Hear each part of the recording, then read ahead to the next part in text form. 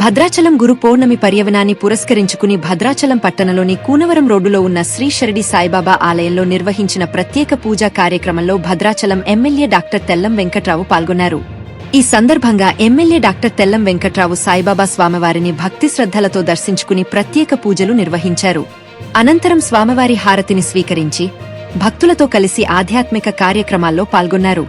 గురు పౌర్ణమి సందర్భంగా ప్రజలందరికీ ఆయుధారోగ్యాలు, సుఖశాంతులు, ఐశ్వర్యాలు కలగాలని స్వామివారిని ప్రార్థించారు. అనంతరం ఆలయ కమిటీ అధ్యక్షులు కొమ్మనపల్లి ఆదినారాయణ, ఎమ్మెల్యే డాక్టర్ తెల్లం వెంకట్రావును సాలువాతో ఘనంగా సత్కరించి తమ కృతజ్ఞతలు తెలిపారు. ఈ కార్యక్రమంలో పార్టీ నాయకులు, ప్రజాప్రతినిధులు, కార్యకర్తలు, యువ నాయకులు, ఆలయ కమిటీ సభ్యులు, భక్తులు మరియు పట్టణ ప్రజలు పెద్ద సంఖ్యలో పాల్గొన్నారు.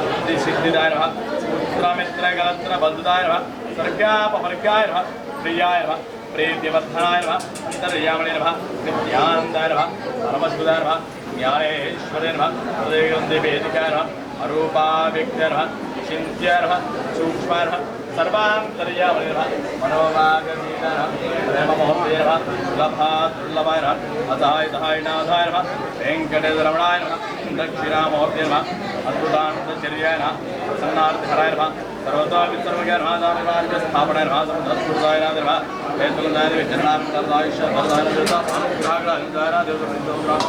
नारिकेल जिगलाने प्राणाय प्राणाय दोमगानाय दोमगानाय दोमगानाय श्रद्धाय प्राणाय दोमगानाय दोमगानाय दोमगानाय दोमगानाय दोमगानाय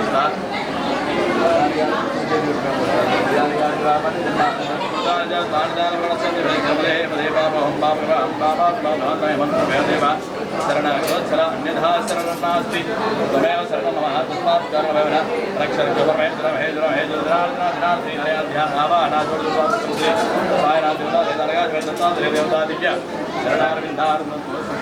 ఓం సాయి శ్రీ సాయి జై జై సాయి. మన భద్రాచల శ్రీ షిరిడి సాయిబాబా వారి మందిరంలో ఈరోజు ఎంతో మహోన్నతమైన రోజు. ఇటువంటి సంవత్సరం అంతటిలో కూడా ఆ గురుస్వరూపుడైన సాయినాథుడికి, అలాగే అనగా సమేత దత్తాత్రేయ స్వామి వారికి కూడా ఈ గురు పౌర్ణమి అనే పుణ్యతిథి చాలా విశేషమైంది.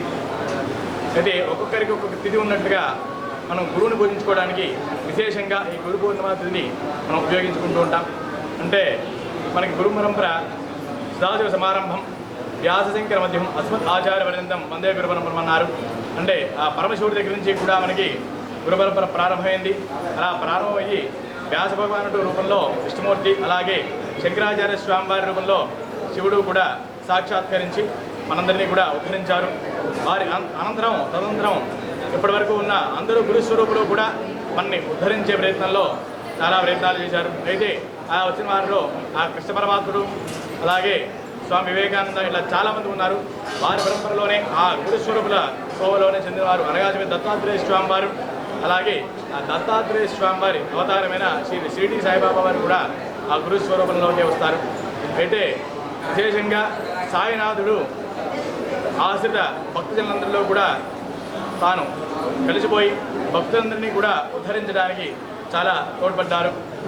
అయితే సాధారణంగా మనకి గురువు చాలా విశేషంగా మనకి బోధ చేస్తూ ఉంటారు. అందులో సాయినాథుడు ఎట్లా బోధించారంటే శ్రద్ధా సబూరి, అంటే ఏదైనా ఒక విషయం మీద శ్రద్ధ ఉండాలి, అలాగే తీక్షణమైన దృష్టితో దాన్ని అంటిపెట్టుకుని ఉండాలి. అలా అంటిపెట్టుకున్నట్లుగా అయితే మనం ఖచ్చితంగా మనం అనుకున్న దాన్ని సాధిస్తామని చెప్పి ఆ సాయినాథుడు వెల్లడించారు.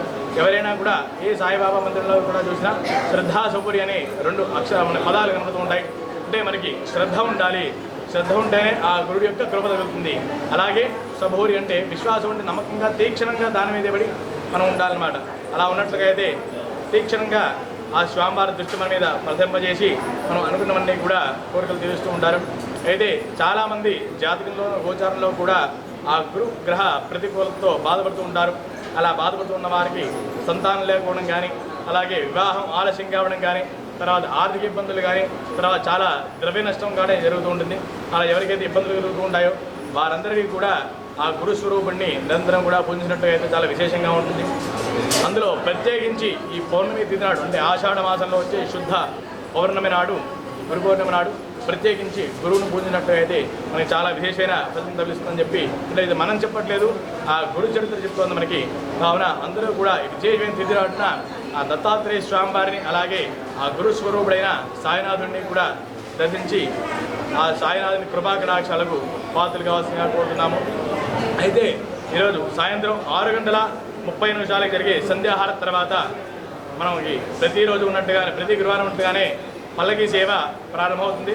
అయితే ఈరోజు గురు పౌర్ణమి సందర్భంగా విశేషంగా సాయంత్రం 7:30 నుంచి కూడా మనకి కోలాటం ఉంటుంది. ఆ కోలాటంతో పాటుగా శ్రీ సాయినాథుడిని మనం ఊరేగింపుగా పల్లకి సేవకు తీసుకెళ్తాము.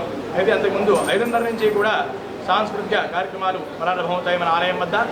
కావున భక్తులందరూ కూడా వీటిని దర్శించి ఈ పుణ్యతిథి నాడున ఆ సాయినాథుడిని, అలాగే అనగాజమి దత్తాత్రేయ స్వామి వారిని కూడా దర్శించి సకల కృపలకు కూడా పాత్ర కావాల్సిందిగా కోరుతున్నాము. అయితే ఈరోజు విశేషంగా భగవంతుడినే కాదు, తమ గురువుల్ని కూడా, అంటే ఎవరైతే గురువుగా ఎంచుకున్నారో మేము ఈ గురువుల్ని కూడా దర్శించి వారి ఆశీస్సులు తీసుకున్నట్లుగా అయితే మీకు విశేషమైన ఫలితాన్ని లభిస్తుందని చెప్పి ఆ గురు చరిత్ర మనకి బోధిస్తుంది. కాబట్టి అందరూ కూడా విశేషమైన తిథి నాడున ఆ గురుస్వరూపుని అనగాజమి దత్తాత్రేయ స్వామి వారిని, అలాగే సాయినాథుని దర్శించుకుని వారి ఇరువురి కృపాకటాక్షాలకు పాత్రలు వాసిగా కోరుతున్నాం. ఇటు భద్రాచల శ్రీ షిరిడి సాయిబాబానందరం. ఓం సాయి శ్రీ సాయి జై జై సాయి. గురు పౌర్ణమి పురస్కరించుకొని బాబా గారి ఆలయంలో ఏకోజావనే బాబా వారికి పాలాభిషేకం నిర్వహించారు. అదేవిధంగా ఈరోజు 9 గంటలకి హారతి కార్యక్రమం కూడా స్థానిక ఎమ్మెల్యే గారి చేతుల మీదుగా జరిపించడం జరిగింది. మధ్యాహ్నం దాదాపుగా 3000 మందికి అన్నదాన కార్యక్రమం కూడా ఆలయం తరఫున అన్నదానం చేస్తున్నాము. మరి ప్రతి సంవత్సరము గురు పౌర్ణమి రోజు, ఎందుకంటే గురు పౌర్ణమి అనగానే దీనికి ఒక ప్రత్యేక విశిష్టత ఉంది. ఎందుకంటే తల్లిదండ్రులు పిల్లల్ని జన్మనిస్తే ఆ పిల్లలకి విద్యాబుద్ధులు నేర్పి సమాజంలో తీర్చిదిద్దే బాధ్యత గురువు తీసుకుంటారు. ఆ గురువు గారికి ఎంతో ఉచితంగా ఉండే రోజు, బాబా గారికి ఇష్టమైన ప్రీతి రోజు ఈరోజు గురు పౌర్ణమి.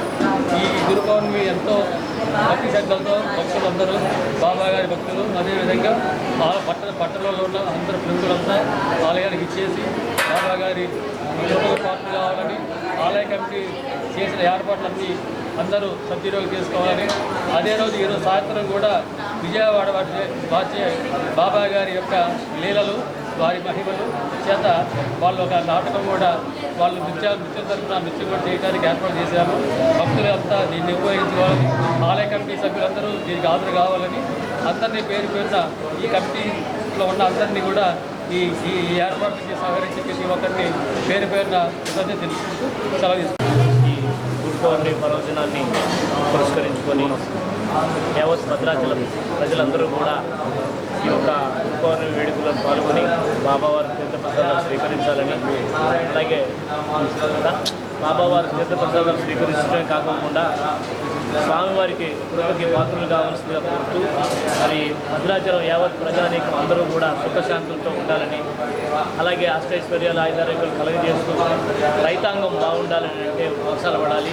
సంవత్సరం మనకి చాలా ఇబ్బందికరమైనటువంటి పరిస్థితి కనుక ఆ స్వామి దయతోటి వర్షాలు కురిసినట్టయితే అందరూ కూడా సుఖశాంతులతో ఉంటారని, వారి యొక్క యోగక్షేమాలు బాబాగారు నిర్విఘ్నంగా నెరవేర్చాలని, అలాగే ఏ ఇబ్బందులు కలగకుండా ప్రజలందరూ కూడా చక్కగా ఉండాలనేది మా కోరిక.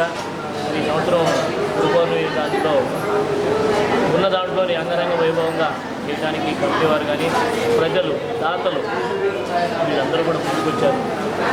ఈ కార్యక్రమం ఇంత విజయవంతంగా చేస్తున్నామంటే దాతల సహకారం. ఆ దాతల సహకారం లేకపోతే మనం ఏమీ చేయలేము. పేరున వారి దాతలందరికీ కూడా శిరస్సు నుంచి నమస్కరిస్తూ వారికి మనం ఎన్ని జన్మలు ఇచ్చినా వారి రుణం తీర్చుకోలేము. ఈ అవకాశం ఇచ్చినటువంటి మిత్రులకు కానీ యావత్ భద్రాచలం ప్రజానీకానికి కానీ శిరస్సు నుంచి నమస్కారం చేస్తున్నాను. జై శ్రీ.